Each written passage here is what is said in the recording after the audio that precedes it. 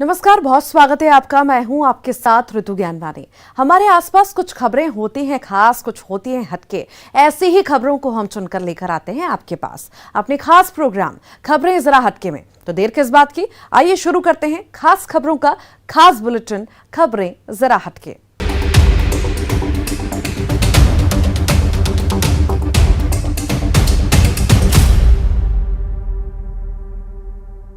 सबसे पहले बात हमारे इस खूबसूरत देश की खूबसूरत परंपराओं की। वैसे तो आपने दूल्हे को घोड़े पर सवार होकर बारात ले जाते देखा होगा, लेकिन एक खबर जरा हटके है। जी हां, एक ऐसी परंपरा भी है जिसमें दुल्हन घोड़े पर सवार होती है और बारात लेकर निकलती है। तो चलिए देखते हैं इस खूबसूरत परंपरा की खूबसूरत तस्वीरें।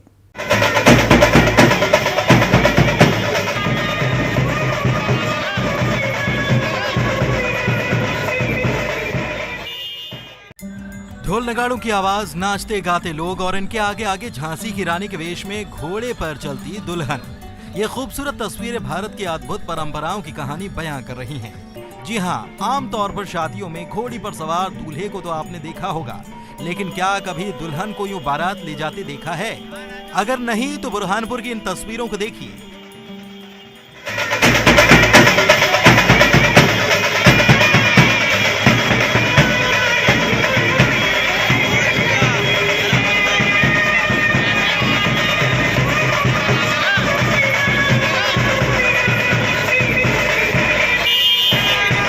सजी है झांसी की रानी के भेष में।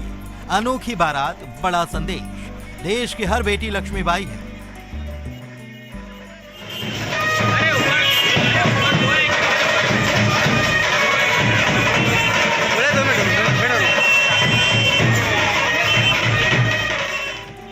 दरअसल गुजराती समाज ने अपनी पुरानी परंपरा कन्या घाटी को फिर से जीवित कर दिया है और इस परंपरा में दुल्हन घोड़े पर सवार होकर बारात ले जाती है। हमारे 100 साल की पुरानी परंपरा है। कन्या घाटी के रूप में निकाल रहे हैं हमारी कन्या की बारात, दोबारा रोड से निकल के सनवारावाड़ी में जाएंगे। क्या जरूरी होता है ये निकालना? ये शौक से, मतलब खुशी से निकाल रहे हैं हम। मुझे बहुत अच्छा महसूस हो रहा है और मैं सनवारा की वाड़ी लेके जा रही हूँ बारात अपने घर से बुधवारा से। क्या दूल्हा आया नहीं? दूल्हा आप तक ही नहीं आया, दूल्हे तक ही जा रही है? हाँ, मुझे दूल्हे तक जाना पड़ रहा है। कोई तो झांसी की रानी बन के जा रही हूँ मैं। झांसी की रानी बन। बेटियों को सम्मान और प्यार देने की ये परंपरा सिर्फ गुजराती समाज तक सीमित नहीं है, बल्कि दूसरे समाज के लोग भी ऐसी परंपराओं को निभाने लगे। गुजराती समाज में कन्या घाटी नाम की एक प्रथा चलती है, उसको उन्होंने पुनर्जीवित कर दिया है और उसको देखते देखते सिंधी समाज और अन्य समाज वाले जो हैं वो अपनी कन्या को घोड़े पे बिठाल के उसकी बारात निकाल रहे हैं। तो ये बहुत अच्छी बात है क्योंकि लोगों में जागरूकता आ रही है और इस जागरूकता के हिसाब से लोगों की सोच बदल रही है लड़कियों के प्रति। कभी एक बग्घी पर दूल्हा दुल्हन, कभी बग्घी पर डांस करती दुल्हन, तो कभी घोड़े पर सवार दुल्हन। ये तस्वीरें साक्षी हैं कि बेटा और बेटी में कोई फर्क नहीं है। शारिक अख्तर, न्यूज़ 18, बुरहानपुर।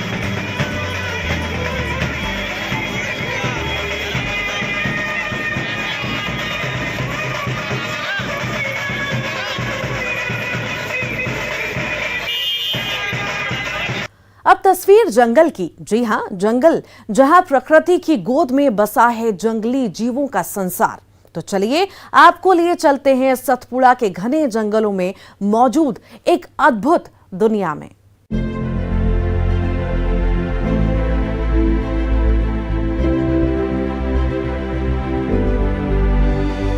जंगल में रात हो चुकी है, लेकिन जंगल कभी सोता नहीं। चिड़ियों की चहचहाहट, झिंगुर की आवाज इस शांत वन की खामोशी तोड़ रही है। चांद की रोशनी में जंगली जानवरों की चहलकदमी मानो कह रही हो कि जंगल जाग रहा है। जंगल का यह इलाका सतपुड़ा टाइगर रिजर्व का है। टाइगर रिजर्व में जंगली जीवों को करीब से देखने के लिए रात का वक्त मुफीद रहता है।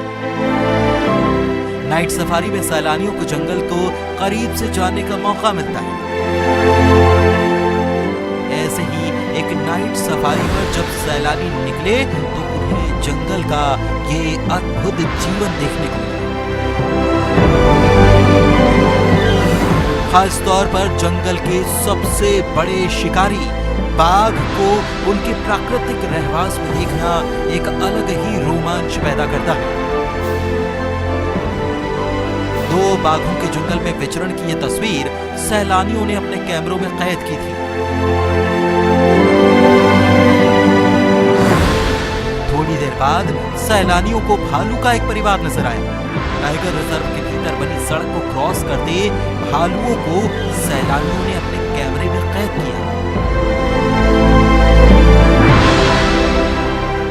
जंगली जीवों को जंगल में स्पॉट करना आसान नहीं होता। जंगल में शिकार और शिकारी दोनों रहते हैं। कुदरत ने शिकार को जंगल में छुपने का हुनर दिया और शिकारी को भी। कई बार ऐसा होता है कि आप जंगल में होते हैं, जानवर भी आपके करीब होते हैं, लेकिन उन्हें देखना आसान नहीं होता क्योंकि उनमें कैमोफ्लेज का बेहतरीन हुनर है। लेकिन अगर सैलानी खुशकिस्मत और सफारी का गाइड बेहतरीन हो तो कुदरती परिवेश में जंगली जीवों को करीब से देखने को मिल ही जाता है। शैलेंद्र कौरव, न्यूज़ 18, नर्मदापुरम।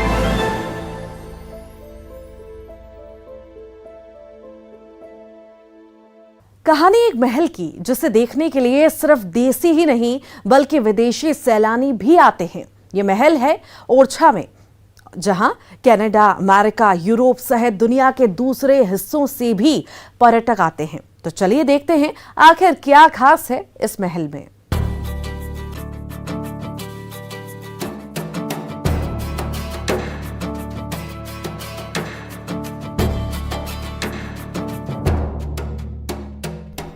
वैसे तो ओरछा में देखने के लिए बहुत कुछ है। धर्म, आध्यात्म और भारत की सांस्कृतिक विरासत की खूबसूरत तस्वीर यहाँ नजर आती है। ओरछा को यूनेस्को ने अपने अर्बन लैंडस्केप सिटी प्रोग्राम के तहत विश्व धरोहर शहरों की सूची में शामिल किया है। ओरछा के पास मौजूद लाडपुरा गांव तो देश के सबसे अच्छे पर्यटन ग्रामों में शुमार किया गया है। विश्व पर्यटन संगठन ने ओरछा के गांव बेस्ट टूरिज्म विलेज अवार्ड से इसे नवाजा है और देसी विदेशी सैलानी यहां आते हैं। लेकिन आज हम जो कहानी सुनाने जा रहे हैं वो है ओरछा के एक महल की। इस महल का नाम है राय प्रवीण महल। 16वीं शताब्दी का यह महल आज भी शान से खड़ा है। इस महल का निर्माण कराया गया था राजा इंद्रजीत सिंह के द्वारा। महल में एक सुंदर बाग भी है। आप महल के अंदर पहुंचेंगे तो आपको एक महिला की अलग अलग मुद्राओं में पेंटिंग्स देखने को मिलेंगी। इस ऐतिहासिक महल को देखने के लिए देशी विदेशी सैलानी भी यहां आते हैं। इसे इंद्रजीत सिंह ने अपने उसके लिए बनवाया था, प्रियदर्शनी के लिए। अच्छा। क्या इसके पीछे कहानी है? इसके पीछे ये राज नर्त की थी। कवि और सुंदरता इनमें होती, इस वजह से राय प्रवीण महल है। राजा इंद्रजीत की जो प्रेमिका थी, प्रेयसी थी, उसका महल है और बहुत प्रसिद्ध नृत्यांगना रही है। उससे राजा को प्रेम हो गया था। इसके साथ ही केशवदास जी जो रामचंद्रिका के रचयिता हैं, उन्होंने एक रचना रसिक प्रिया भी लिखी है। उसमें इसका व्यापक उल्लेख है और उसके सौंदर्य का वर्णन रसिक प्रिया में स्वयं महाकवि केशव ने किया है। राजा इंद्रजीत सिंह अपने प्रेमिका राय प्रवीण के लिए ये महल निर्माण कराए थे और कहा जाता है कि राय प्रवीण सिंह संगीत, कविता और नृत्य में पारंगत थीं। दावा किया जाता है कि राय प्रवीण बेहद खूबसूरत थीं।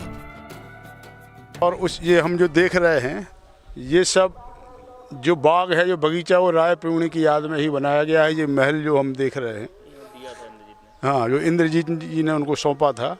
और यहाँ वो कविता भी लिखती थी। कविता का अच्छा शौक था, बड़ी अच्छी कविता लिखती थी और उन कविताओं का उल्लेख और उसके सौंदर्य का उल्लेख स्वयं महाकवि केशव ने किया है। ये हमारे ओरछा के लिए और बुंदेलखंड के लिए बड़ी गौरवपूर्ण बात है।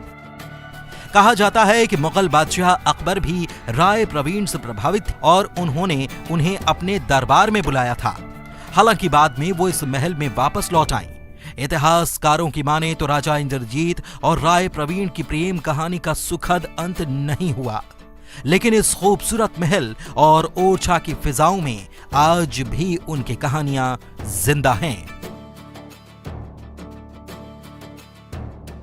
राजीव रावत, न्यूज़ 18, टीकमगढ़।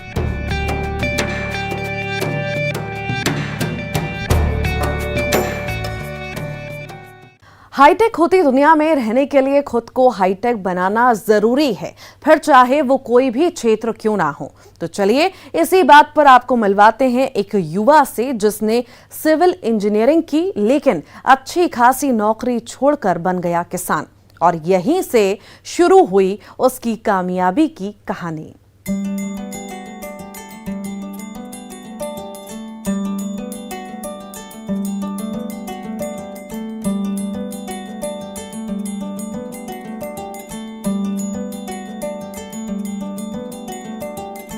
गुलाब के ये खूबसूरत फूल ना सिर्फ इन खेतों को अपनी सुगंध से महका रहे हैं, बल्कि एक युवा किसान के बेहतर भविष्य को भी महका रहे हैं। गुलाब के फूलों की खूबसूरती और सुगंध का कोई जवाब नहीं। इन खेतों में जहां तक नजर जाती है, रंग बिरंगे गुलाब नजर आते हैं। गुलाब की इस खूबसूरत प्रजाति का नाम डच रोज है। डच रोज की मांग देश के अर्बन हिस्सों में तो है ही, विदेशों में भी एक्सपोर्ट किया जाता है। डच रोज की खेती की बागवानी ये नजारा है महासमुंद का, जिसकी शुरुआत की है इंजीनियर अमर चंद्राकर ने। जी हाँ, सिविल इंजीनियरिंग करने के बाद नौकरी छोड़ अमर ने डच रोज की खेती शुरू की। कट फ्लावर डच रोज के नाम से जानते हैं और महासमुंद जिले में लगभग 30 एकड़ में इसकी गुलाब की खेती होती है और यहाँ से लगभग पूरा छत्तीसगढ़ और भुवनेश्वर तक अपना डच रोज जाता है। 1 एकड़ में डच रोज की बागवानी से करीब सालाना 12 लाख रुपए तक का मुनाफा होता है, जो पारंपरिक खेती में मुमकिन नहीं। अमर ने गुलाब की पैदावार के लिए खेती का मॉडर्न तरीका इस्तेमाल किया। इनके बाग में उगे गुलाब की काफी मांग है। ना सिर्फ ये गुलाब अमर के भविष्य को खूबसूरत बना रहे हैं, बल्कि स्थानीय युवाओं को रोजगार भी मिल रहा है। एक रोल मॉडल मैं महासमुंद जिले के लिए सेट करना चाहता हूं, जिससे हमारे यहाँ के युवा नौकरी के पीछे ना भागकर अपनी पारंपरिक खेती में आधुनिकीकरण करें, क्योंकि छत्तीसगढ़ में पारंपरिक खेती के साथ आधुनिक खेती करना अति आवश्यक है, तभी ये बेरोजगारी हट सकती है। और साथ ही साथ आप देखेंगे कि ये खेती एक ऐसी खेती है जिसकी लालसा बढ़ते जा रही है, मतलब आधुनिक युग में ये खेती भविष्य में बहुत आगे होने वाली है। घर में बैठी थी तो ना काम नहीं मिल रहा था, उसके बाद यहाँ पॉली हाउस से करके पता चला ना, तो यहाँ काम करने के लिए आया। घर का भी खर्चा चल जाता है, हमारा भी खर्चा हो जाता है। 16वीं सदी के आसपास जब डच भारत आए तो अपने साथ अपना पसंदीदा गुलाब भी ले आए। आज उस गुलाब को डच गुलाब के नाम से जाना जाता है। अमर चंद्राकर के खेतों में उगे नीदरलैंड के डच गुलाब की खुशबू और रंगत ने न केवल रायपुर बल्कि पड़ोसी राज्य उड़ीसा में भी बिखर रही है। Manohar Singh Rajput, news 18, Mahasamund. Dragon fruit की खेती बालोद जिले में की जा रही है। कलेक्टर की पहल से जिले में पहली बार ड्रैगन फ्रूट की खेती हो रही है। ड्रैगन फ्रूट की खेती से महिलाओं की आमदनी बढ़ने की पूरी संभावना। तो ड्रैगन फ्रूट के खेती करा था और मतलब हमारा साल भर हो गए लगा था ये पौधा लाते हैं और एक से लाभ मतलब हमारा मिल ही ऐसे कि बता है तेकर कारण से मतलब ये फल है बहुत लाभकारी है। पानी की भी ज़्यादा आवश्यकता नहीं होती है और एक टाइम ऐसा आएगा कि हम इसको एक्सपोर्ट कर सकते हैं और इसका मार्केट रेट भी बहुत अच्छा है। यहाँ पे हम लोकल देखें तो फिर 200 रुपये किलो की उसमें दर पे जाएगा और अगर हम उसको और अच्छे से पैकेजिंग वगैरह कर सकते हैं तो फिर ये रायपुर में अगर मानते हैं तो फिर ये 400। जो हमारे यहाँ 3 गोठान ऐसे हैं, भैंसबोड़, ठीमा बुजुर्ग और सलही टोला, यहाँ पे चयन किया गया था जिसमें ड्रैगन फ्रूट लगाया जा रहा है। मार्केट में इसकी अच्छी वैल्यू मिल जाती है और इसमें थोड़ा टाइम लगता है, 18 महीने का लगभग हॉर्टिकल्चर के जो विशेषज्ञ हैं उनके द्वारा बताया गया 18 महीने का समय लगता है। तो अभी इनिशियल स्टेज में है, लगभग 8 से 10 महीना हो चुका है और कुछ जगह इसके परिणाम भी काफ़ी अच्छे से ग्रोथ हो रही है और मॉनिटरिंग लगातार कर रहे हैं और मुझे उम्मीद है कि जब ये इसके फल आने लगेंगे उसके बाद वहाँ के जो स्व सहायता समूह काम कर रहे हैं उनको काफ़ी अच्छी। यहाँ रुक रहे हैं एक छोटे से ब्रेक के लिए।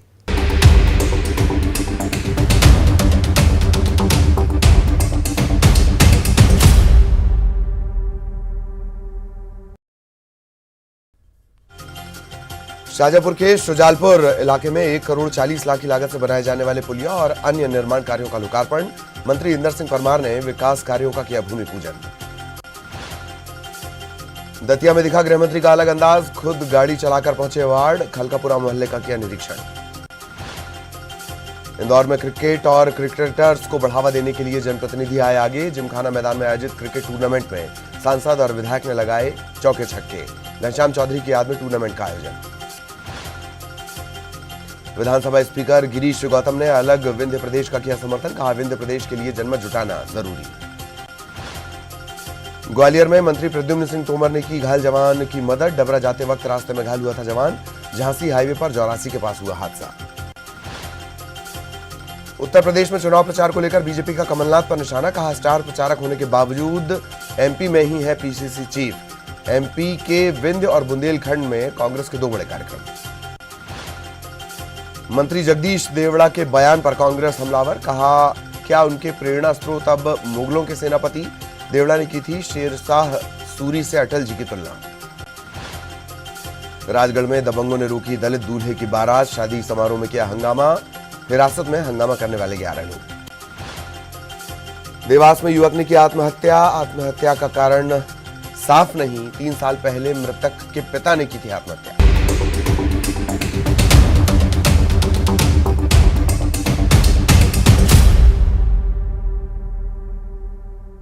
एक बार फिर स्वागत है ब्रेक के बाद।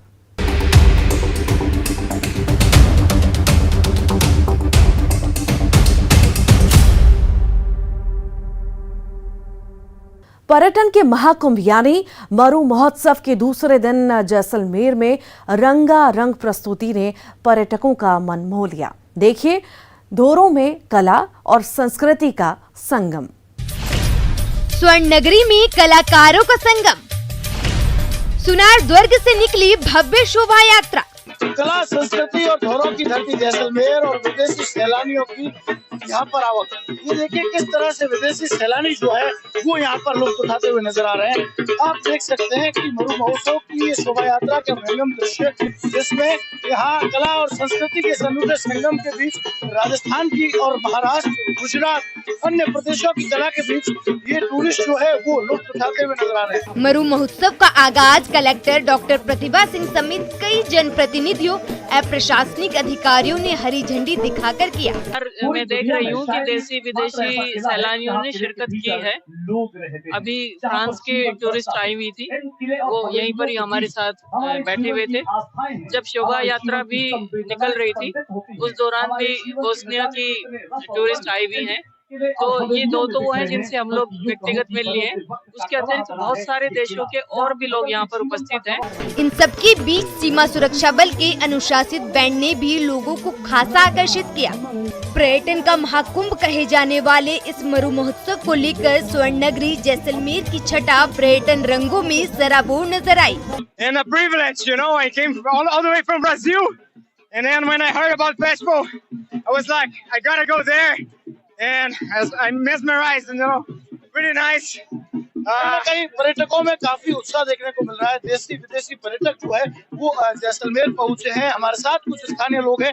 किस तरह का उत्साह जो है वो देखने को मिल रहा है, विदेशी टूरिस्ट भी देखने को मिल रहा है। बिल्कुल, जैसा कि आप देख रहे हैं 2 साल कोरोना की महामारी के कारण यहाँ का टूरिज्म काफी इफेक्ट हुआ था, बहुत नुकसान पहुंचा था यहाँ के टूरिज्म को।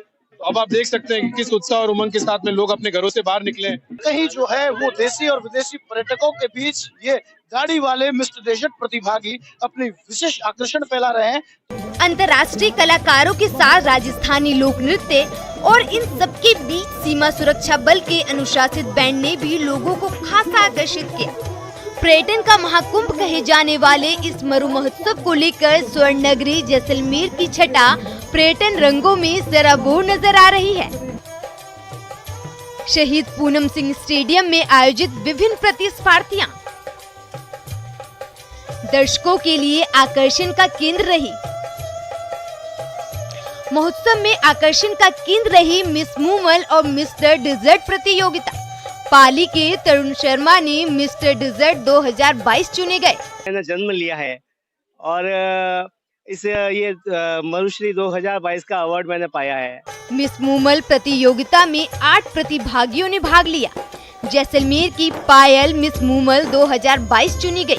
मैंने एटलीस्ट सर 1 या 2 महीना मुझे लग गया हर चीज को प्रिपेयर करने में, अपना प्रेजेंटेशन देने में, इवन मेकअप लुक। और मैं डॉक्टर गीतांजलि मैम को बहुत बहुत थैंक यू बोलूंगी, जस्ट बिकॉज ऑफ मैंने उन पे ट्रस्ट किया और उन्होंने मेरा बहुत अच्छा मेकअप।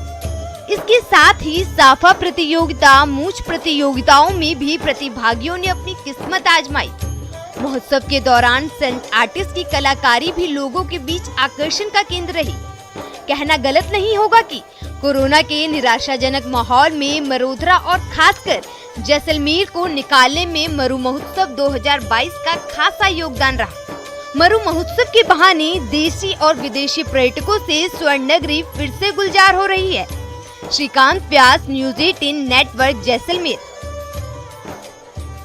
और इसी के साथ ही हमारे इस खास पेशकश में इतना ही। खबरों का सिलसिला लगातार जारी है।